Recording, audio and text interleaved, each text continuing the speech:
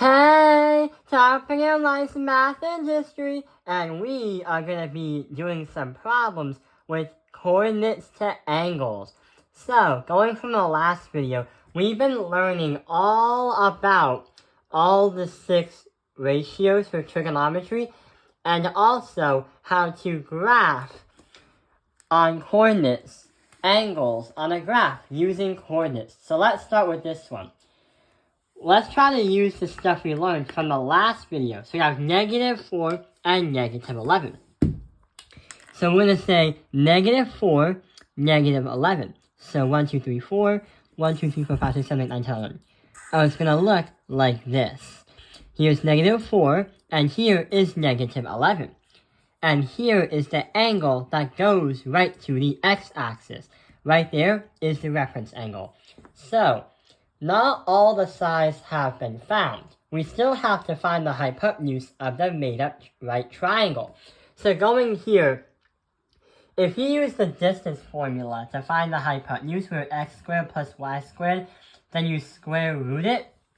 If you plug these numbers in here, the answer is going to be 137 as a radical. And that is what you're going to get if you use the distance formula with the coordinates. So instead of solving what angle this is, we're going to put all the ratios inside of here. So the sign is going to be -11 divided by radical 137. For the cosine, we are going to have -4 divided by 137 as a radical. And the tangent, which is an easy one, is -11 divided by -4. But on the opposites, the inverses, it's literally the inverse. So it's going to be 137 divided by -11 for this. That is for the cosecant. For the secant, it's going to literally be 137 divided by -4. And then we have -4 divided by -11 for the cotangent. Wait a minute. For the cotangent. So that is how we make a triangle, but also find the 6 ratios. But what we're going to do is try to find another problem that does the exact same thing, but in a different format. So right over here is another problem. But hang on, what does it mean when it says the cos of theta equals 8 divided by 17? And what does it mean by tangent is greater than 0? Huh? How are we going to do that? Well, we do have the 6 trigonometric ratios, and we also have to deal with this one and that one. The ones on the top are conditions of where you put the triangle. They actually help you of where you put the triangle and what coordinate it is in. So let's focus on this and this. To help us better explain it, there are some rules. We have a cosine, which is positive, and a tangent, which is also positive. So, or greater than 1. We have an xy plane, and the chart shows that by the conditions, whether they're positive or negative, will dictate where the triangle is going to go in what quadrant. So in quadrant 1, everything is positive. Quadrant 2, sine is positive, but everything else is negative. Quadrant 3, the sine is negative and the cosine is negative, but the tangent is positive. In quadrant 4, cosine is positive, but sine and tangent are negative. Here is a good way to kind of think it out.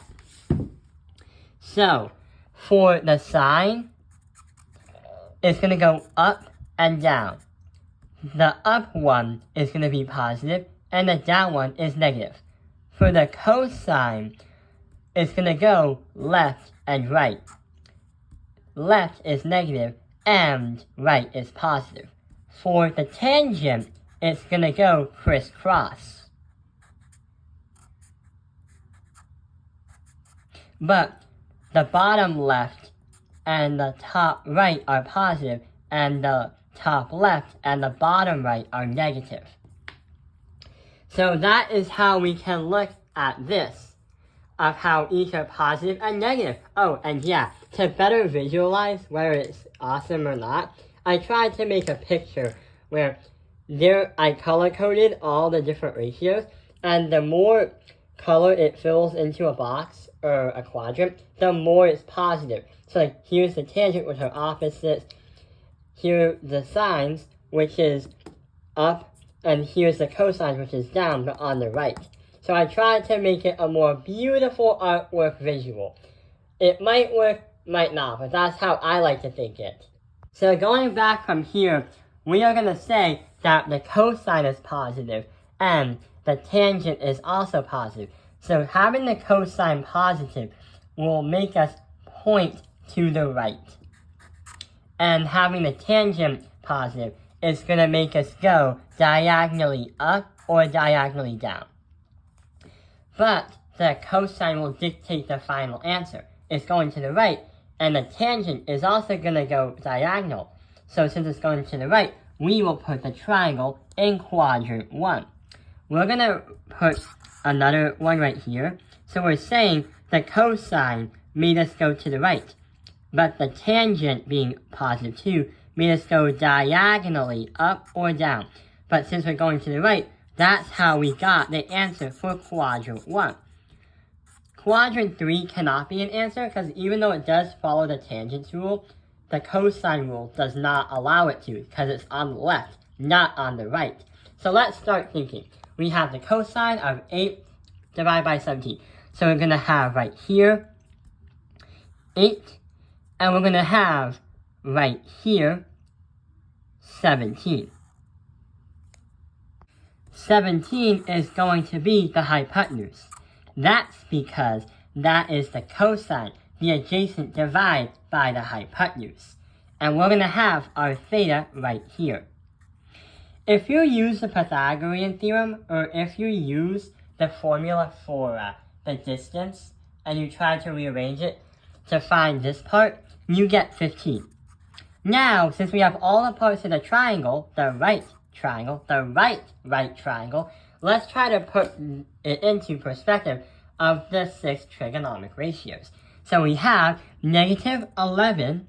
Wait, that was the last problem. For this one, it's going to be the sine 15 divided by 17.